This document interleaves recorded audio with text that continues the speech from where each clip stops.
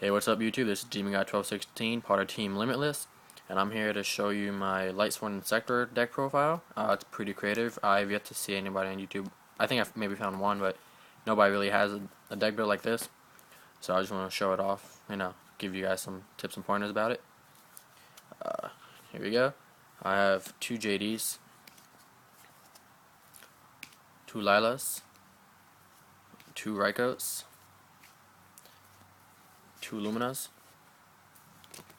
a Garroth, a Jane, an Aaron, and that's really it for the Lightsworns. It may seem like a little, but it works out very well, and the JDs have been very consistent, so it's been very good. Next up is the Honest, of course the Lightsworns, a BLS, a Tragodia, a Gores, two Necros, a Card Trooper, and a Plague. Oh, and a Veiler. Those are like the basic Lightsworn type build from there.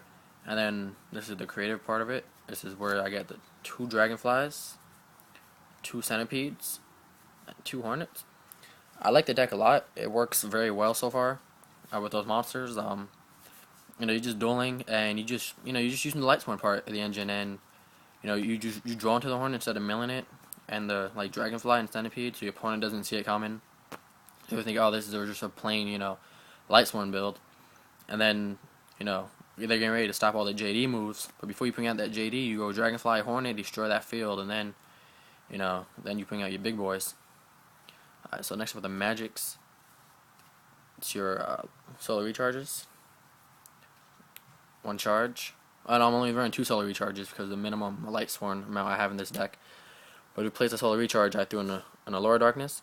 It helps set up the Leviar plays. Moving those Inzectors and bringing them back. One Monster Reborn, one Monster Reincarnation. I was running two before, but I took one out for a Veiler. Again, it's been working out pretty well for me. I like it, and it's been very consistent. One Book of Moon, one Pot of Avarice, one Duality. I might even take out the Duality, but one's been working very well. I tried running two of them before. It slowed me down a little too much, and slow is not really what you need for this format. The deck has a perfect balance, I think, of speed and consistency and power. So next is Foolish Burial, of course. Send those Hornets or extra Lightsworns and Necros to the graveyard if you need it. One Dark Hole, one Heavy Storm, just one MST. One MST because I'm running a Dark Hole to get rid of those backfields. I have the Inzectors to get rid of the backfields, and I have Lilas to get rid of backfields, and Rykos if needed. So just one's fine. You might have to side in the second or third one for game 2 or 3, depending what your opponent sides in on you. So, and then the traps is just two Threatening Roars and two Fiendish Chains. Fiendish Chain, I believe, is probably the best trap card right now in the game. I mean, of course it gets hit by the MST or whatever, and it's pretty screwed. But if you have it and your opponent doesn't have the MST, it stops a lot. And I've been using it. It doesn't really get MST'd a lot, so it's not bad. I like it a lot. It does a lot of work. Next is my side deck. I'm not gonna show you my extra deck because it's pretty obvious. Those Leviar, Leviathan, Hope. I do run Dark End Dragon, Stardust, Red Dragon Archfiend, those basic synchros and exceeds, about half and half between it. So now the extra deck is, a Chimera Tech and a Cyber Dragon, of course, for those randomly, Machina gadgets, facing windups or something. I throw an extra Veil in here, I'm not running two in the main deck, but, if I'm facing something like windups or, an actual Inzector deck, I just might throw in the extra Veiler and slow them down a little bit. Next up are two Puppet Plants, for those random Samurais that you're going to bump into, or, random heroes, or, now the random ninjas, I dueled the ninja deck is not bad, so you just see how it goes from there.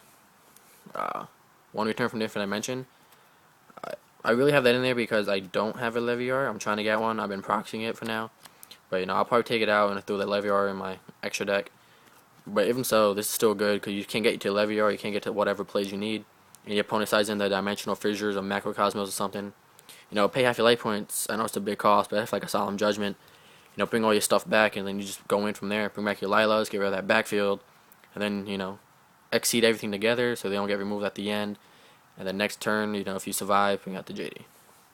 If the extra MST I told you about, if I'm doing somebody, they side in skill drains or dimensional fissures, I can't get to my Rygos or Lilas something fast enough. This extra MST, help.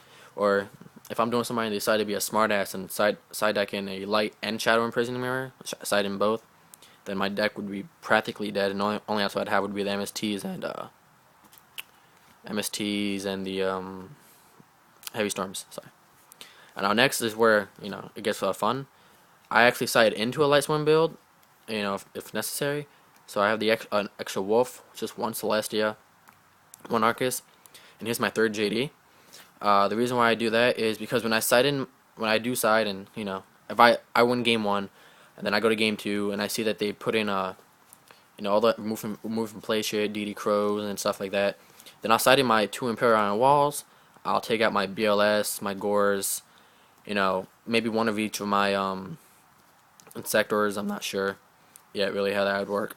And then I side into my more Lightsworn type build. Throw an extra solar recharge, throwing these 3 extra Lightsworns with my third JD to replace the BLS, so I have an even balance of boss monsters like I've been having, and just really get in the work.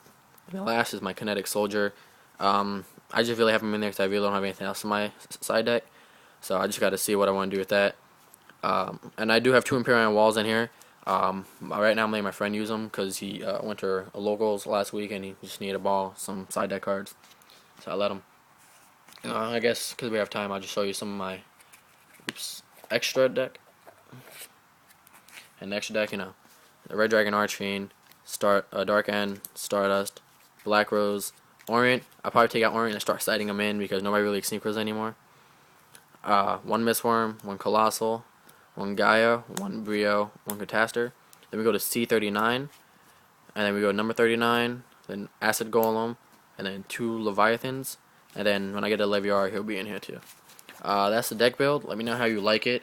Subscribe, comment, please comment. Let me know what you think. And I just want to point out something real quick and take some time to point out Red Dragon Archfiend.